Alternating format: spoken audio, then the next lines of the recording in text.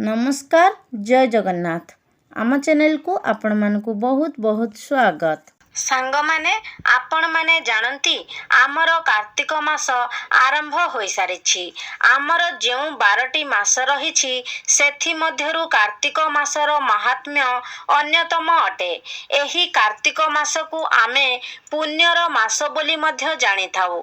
समस्त व्यक्ति माने एही मासरे अनेक गुड़िए नियमर पालन करिथांती कारण एही मास पुण्य प्राप्ति करिबार एक सुवर्ण सुजोग अटे। तेबे आजिर एही भिडियो रे आमे आलोचना करिबा जे एही पुण्यर मास कार्तिक मासरे केउ कार्य करिबा द्वारा आमको संपूर्ण वर्षर पुण्य फल प्राप्ति होइथाए एवं केउ कार्य गुड़िक एही मासरे करिबा उचित नुहे एवं एही मासरे केउ खाद्य खाइबा द्वारा आमको पुण्य प्राप्ति होइथाए एवं केउ खाद्य गुड़िक खाइबा द्वारा आमर संपूर्ण वर्षर धर्म नष्ट हो जाइथाए। तेबे सांग माने एही विषय रे संपूर्ण जानिबा पई भिडियोटी को स्किप न करी शेष पर्यंत निहाती देखंतु एवं भिडियोटी को लाइक करी चैनल टी को सब्सक्राइब करी दियंतु। कमेंट बॉक्स रे श्रद्धा और भक्तिर सह जय श्री विष्णु जय मां लक्ष्मी निश्चय लिखंतु। सांग माने आपण माने जानती सत्य जुग भली जुग नाही वेद भली शास्त्र नाही सही परी कार्तिक मास भली मास नाही। आपण माने जानती एही कार्तिक मास को धर्म एवं पुण्यर मास बोली माना जाइथाए जहा कि शरद पूर्णिमा ठारू आरंभ होइथाए एवं एहा कार्तिक पूर्णिमा दिन शेष होइथाए। एही कार्तिक मासरे सूर्य महाग्रह तुला राशि रे संचार करिथांती। तेबे एही कार्तिक मासरे मुख्यतः 10टी कार्य को प्राधान्य दिया जाइथाए। सेथि पई आपण माने चेष्टा करंतु एही मासरे आपण जेपरी एही 10टी कार्य को करि परिबे एवं एही 10टी नियम को निज जीवन रे पालन करि परिबे। तेबे आसंतु जानिबा सेही 10टी कार्य कोन अटे। सांग माने आमर शास्त्र अनुसारे एही कार्तिक मासटी आरोग्य लाभ पाई सुस्थ जीवन पाई एवं मां लक्ष्मींकर आशीर्वाद प्राप्त पाई एक सबुठारु भल मास अटे। तेणु एही कार्तिक मासटी आम मानक जीवन रे एक गुरुत्वपूर्ण भूमिका ग्रहण करिथाए। सांग माने प्रथम रे हेउछि स्नान कार्य।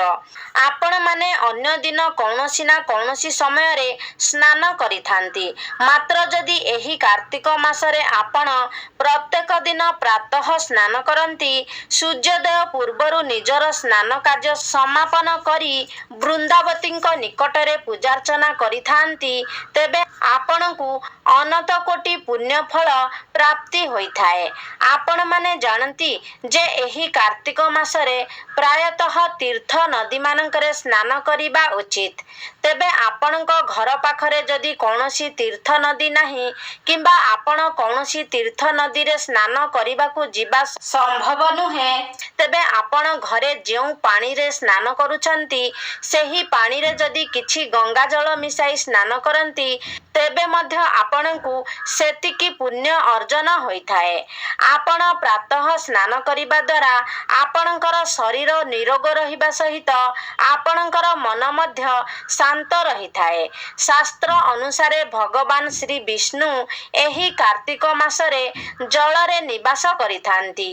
तेबे आपण जदि एही कार्तिक मासरे प्रतिदिन सूर्योदय पूर्वरु स्नान करंती तेबे आपणकू संपूर्ण मासटीर पुण्य फल प्राप्ति होइथाए। द्वितीय रे कार्तिक मासरे कार्तिक व्रत रखिबा एहा अत्यंत गुरुत्वपूर्ण विषय अटे। जदि आपण कार्तिक व्रत रखंती तेबे आपणकू अग्निशम यज्ञ सदृश पुण्य प्राप्ति होइथाए। शास्त्र रे वर्णित अछि जेउ व्यक्ति माने कार्तिक व्रत पालन न करिथांती सेमाने घुसुरी जनी रे जन्म ग्रहण करिथांती। एही कार्तिक मासरे भगवान विष्णु को राधा दामोदर बेशरे ପୂଜା କରାଯାଇଥାଏ, ଯାହାକୁ ଆମେ ରାଇ ଦାମୋଦର ଭାବରେ ମଧ୍ୟ ଜାଣିଛେ। ସେଥିପାଇଁ ଆପଣମାନେ ଚେଷ୍ଟା କରନ୍ତୁ ଯେ ଏହି କାର୍ତ୍ତିକ ମାସରେ ଆପଣ କାର୍ତ୍ତିକ ବ୍ରତ ରଖିବା ପାଇଁ। ଏପରି କରିବା ଦ୍ୱାରା ଆପଣଙ୍କୁ ଅନେକ ପୁଣ୍ୟ ପ୍ରାପ୍ତି ହୋଇଥାଏ। ତୃତୀୟରେ, ଆମର ଶାସ୍ତ୍ର ଅନୁସାରେ ଏହି କାର୍ତ୍ତିକ ମାସରେ ଦୀପଦାନ କରିବାର ଅନେକ ମହତ୍ତ୍ୱ ରହିଛି। ଶାସ୍ତ୍ର ଅନୁସାରେ ଯଦି ଆପଣ ଏହି କାର୍ତ୍ତିକ ମାସରେ ଦୀପଦାନ କରନ୍ତି, ତେବେ ଆପଣ 1600 କଳାକୁ ପ୍ରାପ୍ତ କରିଥାନ୍ତି। କାର୍ତ୍ତିକ ମାସରେ ଦୀପଦାନ କରିବାର ଅର୍ଥ ଆପଣ ସବୁ ପ୍ରକାର ଦାନର ପୁଣ୍ୟଫଳକୁ ଗ୍ରହଣ କରିଥାନ୍ତି। ସେଥିପାଇଁ କାର୍ତ୍ତିକ ମାସରେ ଦୀପଦାନ କରିବାର ଅଧିକ ମହତ୍ତ୍ୱ ରହିଛି। ଆପଣ ପ୍ରତ୍ୟେକ ଦିନ ସୂର୍ଯ୍ୟୋଦୟ ପୂର୍ବରୁ ସ୍ନାନ କରି ତାପରେ ସୂର୍ଯ୍ୟଦେବଙ୍କୁ ଅର୍ଘ୍ୟ ଅର୍ପଣ କରନ୍ତୁ ଏବଂ ସୂର୍ଯ୍ୟଦେବଙ୍କୁ ଦୀପଦାନ କରନ୍ତୁ। ଏହାପରେ ଆପଣ ବୃନ୍ଦାବତୀଙ୍କୁ ଯଥାବିଧି ପୂଜା କରି ବୃନ୍ଦାବତୀଙ୍କ ନିକଟରେ ମଧ୍ୟ ଦୀପ ଅର୍ପଣ କରନ୍ତୁ। ଏହାପରେ ଆପଣ ରାଧା ଦାମୋଦରଙ୍କୁ ପୂଜା କରିବା ଉଚିତ। ଚତୁର୍ଥରେ, ଭୂମି ଉପରେ ଶୟନ କରିବା। ଏହି କାର୍ତ୍ତିକ ମାସରେ ଆପଣମାନେ ଖଟ, ଗଦି, ତକିଆ ଏସବୁରୁ ଦୂରେଇ ରହି ଭୂମି ଉପରେ ଶୟନ କରନ୍ତୁ। ଏପରି କରିବା ଦ୍ୱାରା ଆପଣଙ୍କୁ ସମ୍ପୂର୍ଣ୍ଣ କାର୍ତ୍ତିକ ମାସର ପୁଣ୍ୟଫଳ ପ୍ରାପ୍ତ ହୋଇଥାଏ ଏବଂ ବୁଦ୍ଧି ବିକଶିତ ହେବା ସହିତ ଆପଣଙ୍କୁ ଭଗବାନଙ୍କ ଚରଣରେ ସ୍ଥାନ ମଧ୍ୟ ମିଳିଥାଏ। ସେଥିପାଇଁ ଯେଉଁମାନେ କାର୍ତ୍ତିକ ବ୍ରତ ରଖୁଛନ୍ତି, ସେମାନେ ନିଶ୍ଚୟ ଭାବରେ ଏହି କାର୍ତ୍ତିକ ମାସରେ ଖଟ, ଗଦି, ତକିଆ ଏସବୁରୁ ଦୂରେଇ ରହି ଭୂମିରେ ଶୟନ କରିବା ଉଚିତ। ପଞ୍ଚମରେ ହେଉଛି ତୁଳସୀ ପୂଜନ। ଏହି କାର୍ତ୍ତିକ ମାସରେ ବୃନ୍ଦାବତୀଙ୍କୁ ପୂଜା କରିବାର ବିଶେଷ ମହତ୍ତ୍ୱ ରହିଛି। ଆମେ ହିନ୍ଦୁମାନେ ପ୍ରତିଦିନ ମା ତୁଳସୀଙ୍କର ପୂଜା କରିଥାଉ। ଏହା ଏକ ସାଧାରଣ କଥା, କାରଣ ତୁଳସୀ ପୂଜା ବିନା ଆମର ଦିନର ଆରମ୍ଭ ହୋଇନଥାଏ। ମାତ୍ର ଏହି କାର୍ତ୍ତିକ ମାସରେ ବିଶେଷ ରୂପରେ ତୁଳସୀଙ୍କର ପୂଜା କରାଯାଇଥାଏ। ଆପଣମାନେ ଜାଣନ୍ତି ଯେ ଯମଦୂତଙ୍କ ଠାରୁ ମଧ୍ୟ ମା ତୁଳସୀ ଆମକୁ ରକ୍ଷା କରିଥାନ୍ତି। ଆମେ ନିଜ ଘରର ଅଗଣାରେ ତୁଳସୀ ଗଛକୁ ଲଗାଇଥାଉ। ମା ତୁଳସୀ ଆମ ଘରକୁ ସବୁ ବିପଦରୁ ରକ୍ଷା କରିଥାନ୍ତି। ମା ତୁଳସୀ ଆମର ଘରକୁ, ଆମର ପରିବାରକୁ ଘଣ୍ଟ ଘୋଡ଼ାଇ ରଖିଥାନ୍ତି। ତେବେ ଆପଣ ଏହି କାର୍ତ୍ତିକ ମାସରେ ଯଦି ଭଗବାନ ବିଷ୍ଣୁଙ୍କୁ ତୁଳସୀ ପତ୍ର ଅର୍ପଣ କରନ୍ତି, ତେବେ ଆପଣଙ୍କୁ ଅନେକ ପୁଣ୍ୟର ପ୍ରାପ୍ତି ହୋଇଥାଏ। ଗୋଟିଏ ଗୋଟିଏ ତୁଳସୀ ପତ୍ର ଦାନ କରିବା ଗୋଟିଏ ଗୋଟିଏ ମୁକ୍ତା ଦାନ କରିବା ସହ ସମାନ ହୋଇଥାଏ।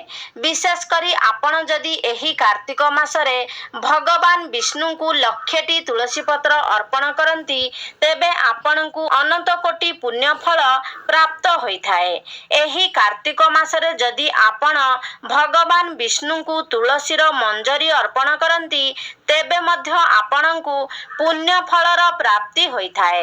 ଏହି କାର୍ତ୍ତିକ ମାସରେ ଅଁଳା ଗଛ ପୂଜନର ମଧ୍ୟ ବିଧି ରହିଛି। ଯଦି ଏହି କାର୍ତ୍ତିକ ମାସରେ ଆପଣ ଅଁଳା ଗଛର ପୂଜା କରନ୍ତି ଏବଂ ଅଁଳା ଗଛ ମୂଳରେ ବ୍ରାହ୍ମଣମାନଙ୍କୁ ଖାଇବାକୁ ଦେବା ସହିତ ନିଜେ ମଧ୍ୟ ସପରିବାର ଭୋଜନ କରିଥାନ୍ତି, ତେବେ ମଧ୍ୟ ଆପଣଙ୍କୁ ଅନେକ ପୁଣ୍ୟଫଳର ପ୍ରାପ୍ତି ହୋଇଥାଏ। ତେଣୁ ଏହି କାର୍ତ୍ତିକ ମାସରେ ଆପଣ ତୁଳସୀ ଗଛର ପୂଜା କରିବା ସହିତ ଅଁଳା ଗଛର ମଧ୍ୟ ପୂଜା କରିବା ଉଚିତ। ଷଷ୍ଠରେ, ଆପଣ ଏହି କାର୍ତ୍ତିକ ମାସରେ ସମ୍ପୂର୍ଣ୍ଣ ରୂପରେ ତୈଳ ବର୍ଜନ କରିବା ଉଚିତ।